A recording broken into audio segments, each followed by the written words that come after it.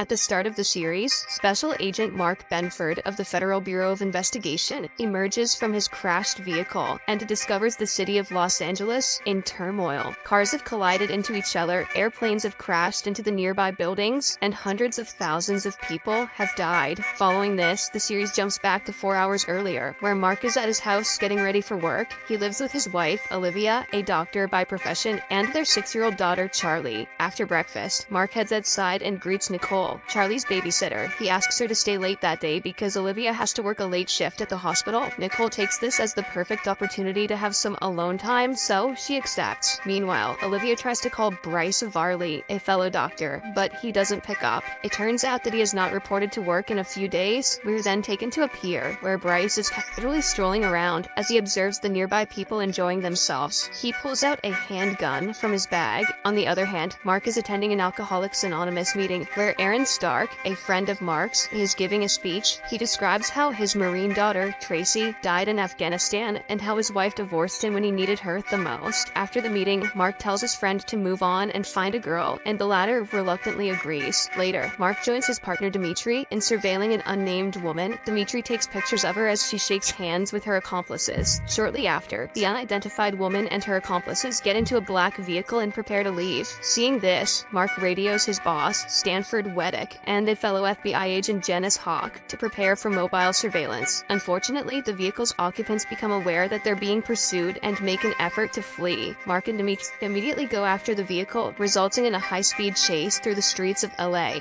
But before the bad guys are caught, suddenly the world goes into a blackout. In this period, everyone loses consciousness and sees a glimpse of their future. Mark sees that he is alone and stressed out at night in his office. He writes down who else knows on a page-a-day calendar, posts stuff on a bulletin board, and drinks some alcohol. The day is April 29th, 2010, according to the calendar, as red laser light pierces the darkness of Mark's office. Masked men enter the room and look for Mark because he knows too much about the global outage. Back in the present, everything has been devastated. For 2 minutes and 17 seconds, everyone on Earth went unconscious. The incident has serious consequences: massive vehicle accidents, crashed aircraft, blazing fires, and even a kangaroo trotting across downtown Los Angeles. If that kangaroo doesn't kick some ass later, I want my money back. But surprisingly, the blackout also saved some people. For instance, Bryce, who was having a go at his life, was stopped. When he wakes up, he interprets the strange occurrence as a message that his death was not meant to be. With renewed motivation, he then rushes to the hospital to assist Olivia. At the hospital, everyone is left equally confused by the blackout. However, they don't have much time to think about it as an 8-year-old boy named Dylan Simcoe is about to undergo a surgery to remove his brain tumor. The weird thing is that Dylan knows Olivia, despite her meeting him for the first time. In the next scene, the heroic doctors somehow manage to save the boy, but learn that his mother died in the widespread blackout. To make matters worse, Olivia and the hospital staff are unable to find his father. Elsewhere, at the FBI headquarters, Mark and Dimitri bring in the woman they were chasing after. When the blackout occurred, they try to interrogate her, but the woman claims that she has nothing to do with what happened. Later, as all the FBI agents are in a meeting, Mark shares the specifics of his blackout vision. He claims to have experienced a flash, but it wasn't from the past, but from the future. Hence, they give it the name Flash Forward.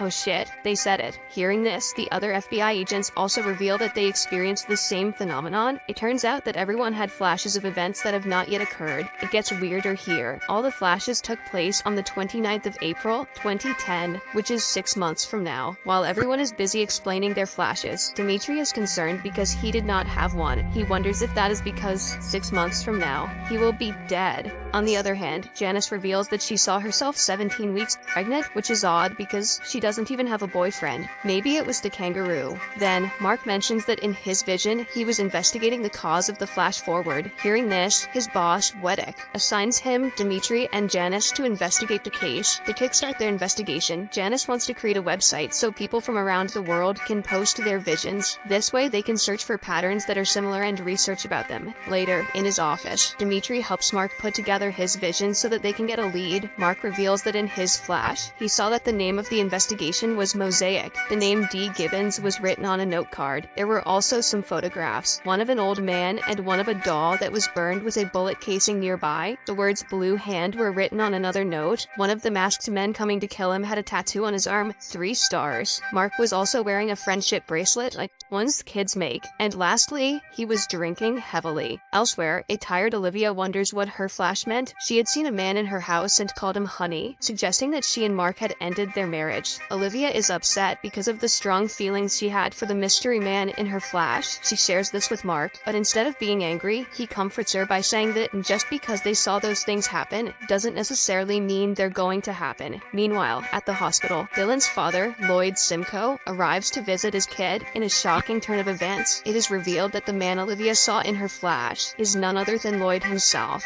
Back at home, Charlie informs her father that she had a nightmare. The little girl is scared, so Mark doesn't inquire about it, but just then, he notices something in her palm. Charlie says that it is a bracelet of friendship that she has bought for her father. The bracelet is the same one that Mark was wearing in his flash. Realizing that his flash events are unfolding, Mark becomes overwhelmed, but nonetheless, he lets his daughter put the bracelet on him. At the FBI headquarters, Janice has spent the last 5 hours poring over footage from numerous security cameras. Every video depicts the same thing: people all over the globe blacking out for 2 minutes and 17 seconds. However, in one video, which was recorded at a sports event in Detroit, the whole stadium crowd falls unconscious, except for one figure. The person slowly moves along the stadium until finally vanishing into the exit's shadows. He was born into the darkness. The following day at school, Charlie gets into trouble with one of her classmates when she is forced to share what she saw in the blackout. Later, at a staff meeting, Weddick informs the LA field office employees that 6 FBI agents had quit that morning, bringing the 3-day total of resignations to 18. As he continues explaining the situation, a woman interrupts him and mocks his speech. She is introduced as Anastasia Markham, Deputy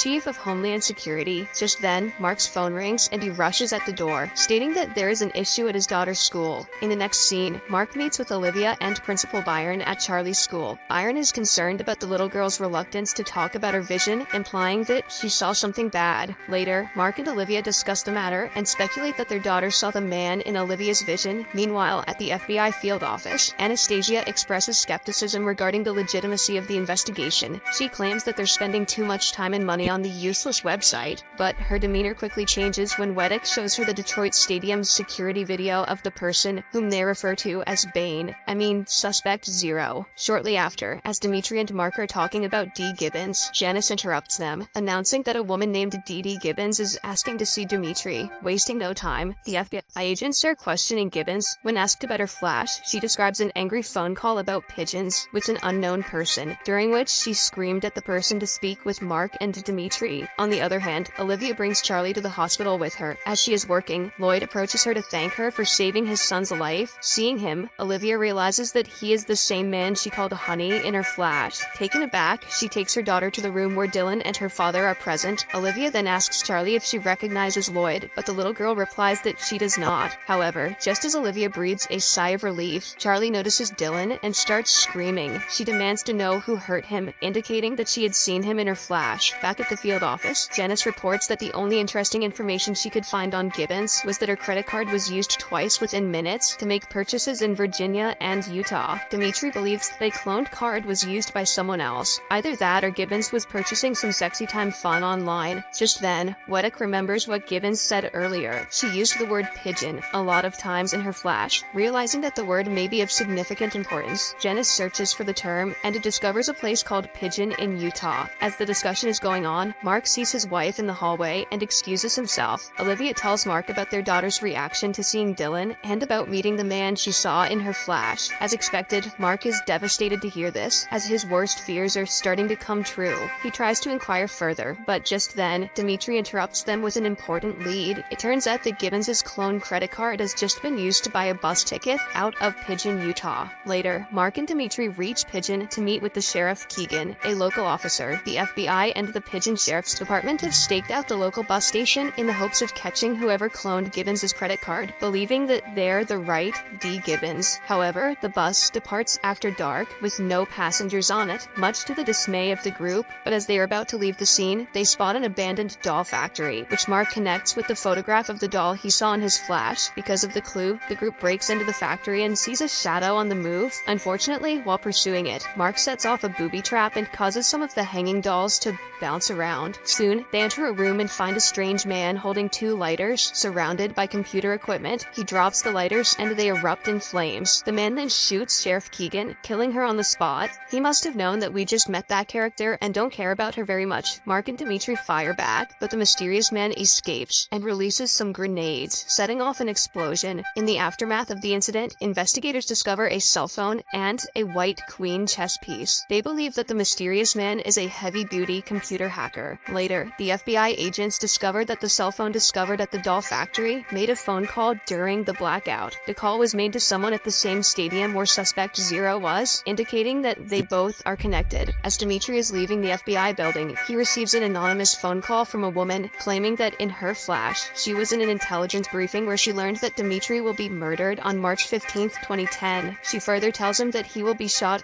3 times. Before abruptly ending the call, shocked, Dimitri tries calling her back, but her number is unavailable. At home, Mark checks in on Charlie, who is awake. She tells him that she got into trouble in school because she was afraid of what she saw in her flash. When Mark asks what she saw, she responds, D. Gibbons is a bad man. The next day, FBI agents discover a report about Rudolf Geyer, a convicted Nazi imprisoned in Quale, Germany, who has requested a meeting with Mark. The whole department is confused why an old man from another country would ask for Mark, and so they look into his file. Lo and behold, he turns out to be the same man that Mark was investigating in his flash. Because of this revelation, Wedek orders Mark and Janice to head to Germany and interrogate Geyer. Next, Dimitri's fiancée, Zoe, arrives from Seattle, and the two proceed to a motel. While lying in bed, they discuss their visions and future. Dimitri is taken aback when he learns that Zoe's flashed at their wedding and that he was allegedly in it. With a heavy heart, he lies that he also witnessed the same event. At the hospital, Olivia has lunch with her friend Felicia, where they talk about their husbands and what they saw in the flash. Felicia is the wife of Stan, one of the FBI's top officers, and a good friend of Mark. She claims to have seen a young boy, Ataf, whom she had never seen before, living at her home and addressing her as Mom. Elsewhere, Mark and Janice arrive at the German prison where Geyer is being held, and, along with the warden and Geyer's attorney, begin to question him. Surprisingly, the old man demands that he be released from prison and allowed to settle in America with his charges dropped, in exchange for the information. After a lot of deliberation, Mark agrees to the deal, as though he has the authority to do that, but only if Geyer reveals something worthy of his trust. However, the old man starts explaining riddles and useless stories, which make no sense to the detectives at all. Enraged, Mark gives Geyer one last chance to be useful, and the latter finally starts describing his flash. He says that he was returning to America, and at an airport, he was speaking with a customs official, Jerome Murphy. He told Murphy that he had a murderer to thank for his freedom. When Mark asks why he was called out of all people, Geyer reveals that he was sent to America because of Mark. To confirm Geyer's flash, Dimitri meets with Murphy and inquires if he also saw the same vision. Surprisingly, Murphy recalls the exact same events, hence confirming that the old man was actually telling the truth. Back in Germany, Mark promises Geyer his freedom and asks him to explain everything else that he knows. The old man then reveals that the murder he witnessed was the slaughter of a large number of